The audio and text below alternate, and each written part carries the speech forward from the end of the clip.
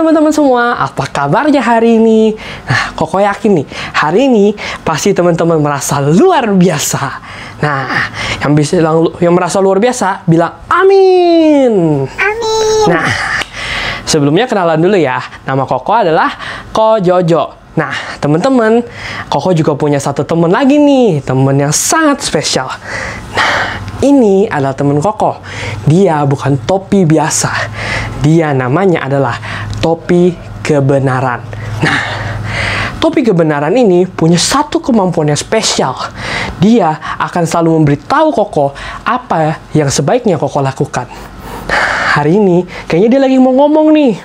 Coba ya. Wah, dia ada note nih. Dia bilang, baca Amsal 17 ayat 22. Wah, kita disuruh baca Alkitab nih kayaknya. Yuk teman-teman, kita sama-sama baca Alkitab ya. Ayo kita ambil Alkitab kita di Amsal 17 ayat 22. Semuanya udah ketemu? Yang udah ketemu, coba bilang asik. Asik. Udah? Oke, ayo kita baca bareng-bareng ya. 1, 2, 3. Amsal 17 ayat 22. Hati yang gembira adalah obat yang manjur, tetapi semangat yang patah mengeringkan tulang. Nah, teman-teman, hari ini Alkitab ngingetin kita lagi nih kayaknya. Kalau kita harus terus semangat, harus terus gembira apapun keadaannya. Karena teman-teman, kalau kita sedih-sedihan, manyung, gini, kayaknya aku nggak semangat nih nanti. Ini berat banget. Aduh, gak kuat. Tuh kan jadinya kita nggak semangat, nggak happy, cuman bisa sedih. Nah, makanya teman-teman hari ini, ayo, mana senyumnya, mana semangatnya, kita tunjukin ke Tuhan kalau hari ini kita senyum, kita semangat. Jadi, ayo kita sama-sama bangkit berdiri, kita mau semangat buat Tuhan, oke? Selamat beribadah teman-teman, semangat terus ya, dadah! Shalom teman-teman, kita akan mulai ibadah kita. Sebelumnya kita berdoa dulu ya teman-teman. Si Tuhan, Gloria dan teman-teman mau beribadah. Tolong Tuhan berkati yang nonton Tuhan. Glory serahkan acara ini ke dalam tangan kasih-Mu. Halia amin. Teman-teman, kita akan nyanyi satu pujian. Pujiannya dan terbit matahari. Ayo teman-teman semuanya, kita nyanyi yuk.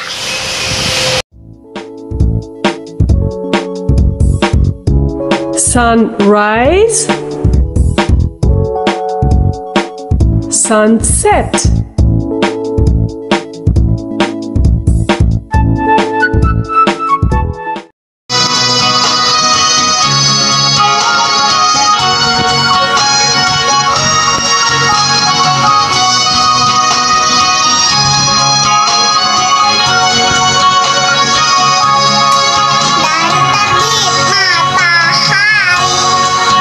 Sampai pada masuknya, biarlah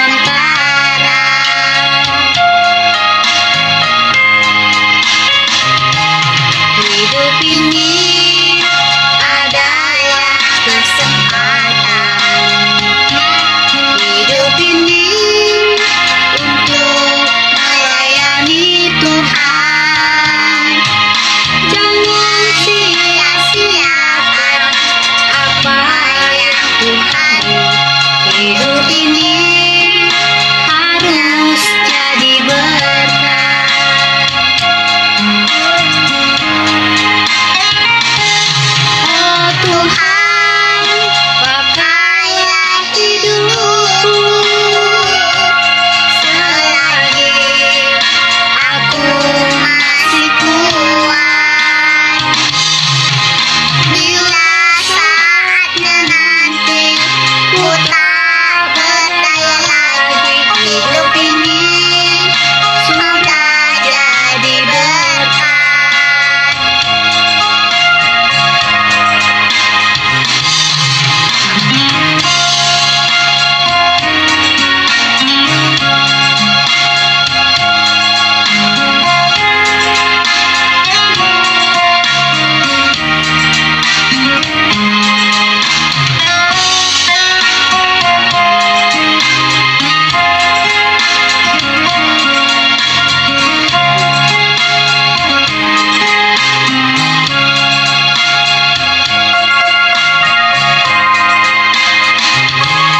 Hidup ini adalah kesempatan.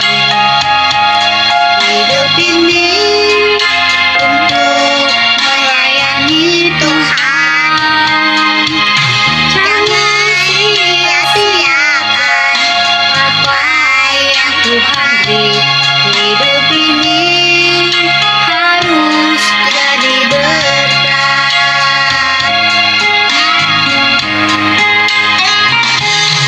Oh Tuhan, pakailah hidupku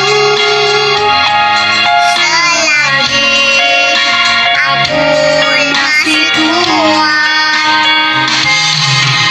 Bila saatnya nanti ku tak berdaya lagi, hidup ini sudah jadi berkat. Bila saatnya nanti ku tak berdaya lagi, hidup ini sudah jadi berkat.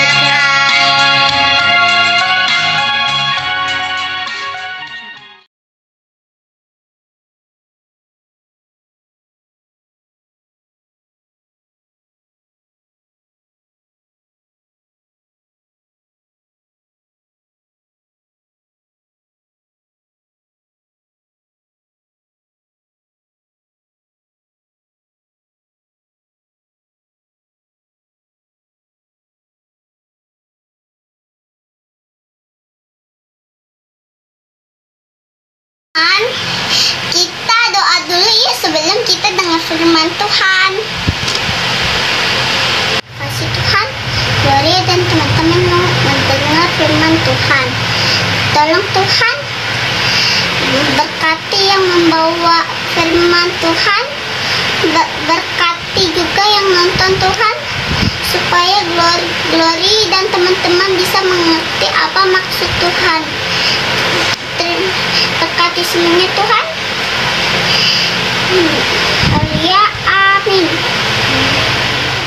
Selamat sore anak-anak. Wah, hari ini semuanya sudah makan, sudah mandi semuanya. Yang cowok tuh udah ganteng, yang perempuan sudah cantik, udah siap mendengarkan firman Tuhan. Nah, hari ini Pak Rahmat akan bercerita mengenai hati yang dilihat oleh Tuhan. Hati yang dilihat oleh Tuhan. Nah, suatu saat ada seorang anak kecil, laki-laki. Dia adalah seorang gembala. Gembala itu tinggal di mana? Di rumah yang bagus atau di padang gurun?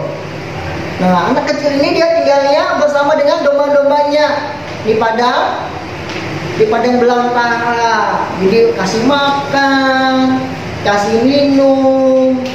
Nah, hidupnya bersama dengan domba-dombanya. Tapi ada istimewanya. Anak kecil ini ada istimewanya. Hatinya terbuka di hadapan Tuhan.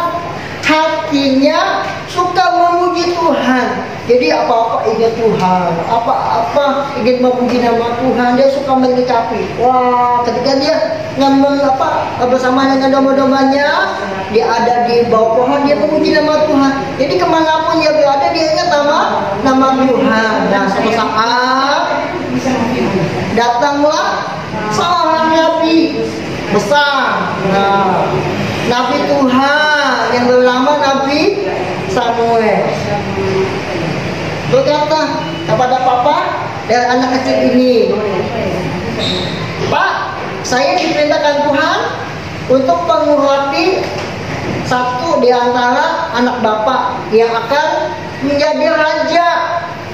Oh, yang benar. Iya, Tuhan yang berfirman kepada saya. Oke, kalau gitu nanti saya kumpulin semua anak-anak saya yang laki-laki. Nah, saat tiba anaknya dikumpulkan dari yang besar sampai yang kecil. Rupanya yang pertama berjalan di depan Nabi Samuel. Oh, ini bukan, Tuhan gak ngomong nih. Yang ini gak diterima oleh Tuhan. Yang kedua datang, tinggi besar, waduh tampan, ganteng gitu ya. Oh, ini juga sama. Sampai yang terakhir yang datang hari itu. Nah, Tuhan juga ngomong kepada Nabi Samuel, ini semua, enggak, ini gak ada, pasti ada satu lagi nih. Iya. Nah, Nabi Samuel ngomong kepada ayah dari anak kecil ini, "Pak, ini semua anak bapak." "Enggak, mesti ada satu loh, anak bontotku yang mengembalakan kami domba." "Ya, Bapak, ajak dulu ke sini bawa kita makan siang." Nah, waduh, kalau makan ya lumayan ya. Nah, adik-adik dipanggillah anak kecil ini dia, waduh, bawa tongkat bajunya. Aduh, bajunya lusuh karena memang tinggalnya di padang gurun bersama dengan domba-dombanya. Nah, tapi Tuhan lihat yang seperti itu enggak? Iya, gembala tinggal sama kami domba. Lihat gak seperti itu? Oh, enggak. Tuhan lihat apa? Hati. Ya, Tuhan melihat hati. Buat Tuhan ini hati lebih bermakna ketimbang ke penampilan. Ya, hati yang baik, hati yang mau menyembah Tuhan, hati yang mau memuji nama Tuhan. Ya, ingat, apa-apa Tuhan, apa-apa Tuhan. Nah, yang ini dimiliki oleh anak kecil ini. Siapa namanya? Ya, benar, Daud. Nah, anak-anak, ya, begitu juga dengan kita. Memang penampilan benar, penting. Ya, ganteng bagi yang cowok, cantik-cantik bagi yang cewek-cewek. Ya, wah, ganteng-ganteng, cantik-cantik. Tapi bukannya ganteng saja, bukannya cantik saja, tapi yang terpenting, nah ini dia nih, yang di dalam apa namanya? Hati. Hati yang mau beribadah kepada Tuhan. Hati yang mau memuji nama Tuhan. Hati yang mau merenungi firman Tuhan. Nah, bagi Tuhan itu penting loh. Ya, lebih dari penampilan apapun. Ya, ganteng nanti kalau nggak ada hati yang baik, hati yang takut akan Tuhan, nanti ditolak Tuhan. Ya, ganteng, cantik, nggak jadi ukuran buat Tuhan. Yang jadi ukuran buat Tuhan adalah hati. Tapi bukannya yang penting hati baik, menyembah Tuhan, tapi ganteng enggak, jangan. Ya, anak Tuhan belajar ganteng juga, penampilannya mesti oke. Iya, gosok gigi dulu. Makan, gosok gigi, mandi. Iya, jaga kebersihan. Cuci tangan juga. Nah, anak-anak, ya, oke, siap ya. Menjadi anak yang mempunyai hati yang tulus di hadapan Tuhan. Oke, kita akan doa dulu sebelum tutup. Bapa, dalam nama Yesus, berkati anak-anak supaya anak-anak menjadi anak-anak yang ganteng-ganteng, jadi anak-anak yang cantik-cantik semua. Tapi yang lebih lagi di hadapan Tuhan, menjadi anak yang takut kepada Tuhan, menjadi anak yang mempunyai hati yang tulus, mau beribadah kepada Tuhan, mau mengasihi Tuhan, mau mendengarkan firman Tuhan. Berkati anak-anak, jadi firman Tuhan ini menjadi acuan bagi anak-anak sekaliannya. Dalam nama Yesus, haleluya, amin. Baca kitab suci, doa tiap hari, doa tiap hari, doa tiap hari. Baca kitab suci, doa tiap hari kalau mau tumbuh. Kalau mau tumbuh, kalau mau tumbuh. Glory haleluya, baca kitab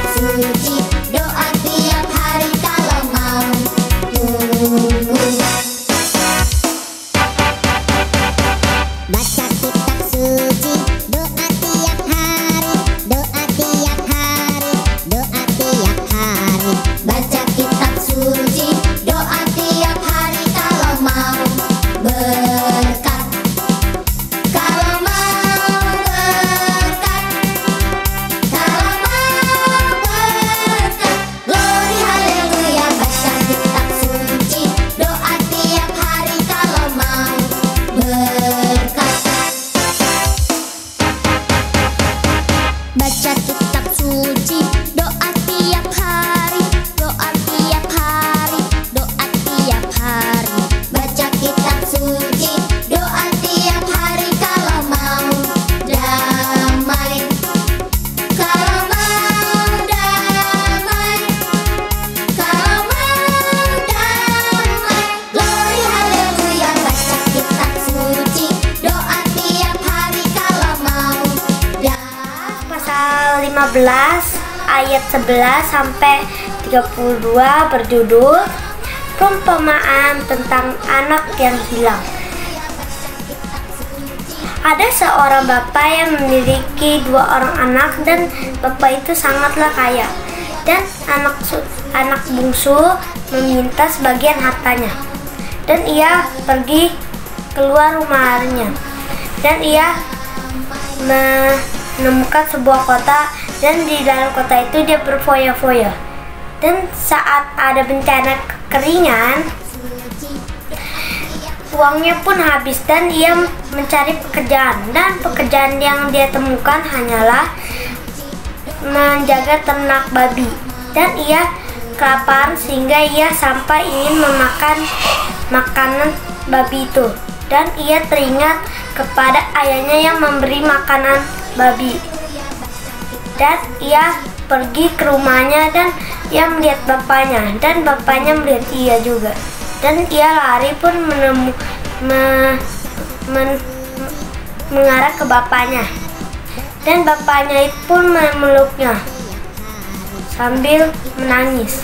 Dan anak itu pulang ke rumahnya. Tamat. Jadi perumpamaan tentang anak yang hilang itu terdapat dalam Lukas 15 ayat 11-32 yang ceritanya itu pada awal mulanya menceritakan tentang seorang bapak yang memiliki 2 orang anak, dan 1 anak sulung dan 1 lagi anak bungsu. Nah, jadi pada suatu hari anak bungsu ini meminta ayahnya untuk membagikan sebagian harta milik ayahnya ini kepadanya. Setelah ayahnya ini membagikan harta miliknya kepada si bungsu ini, lalu si bungsu ini pun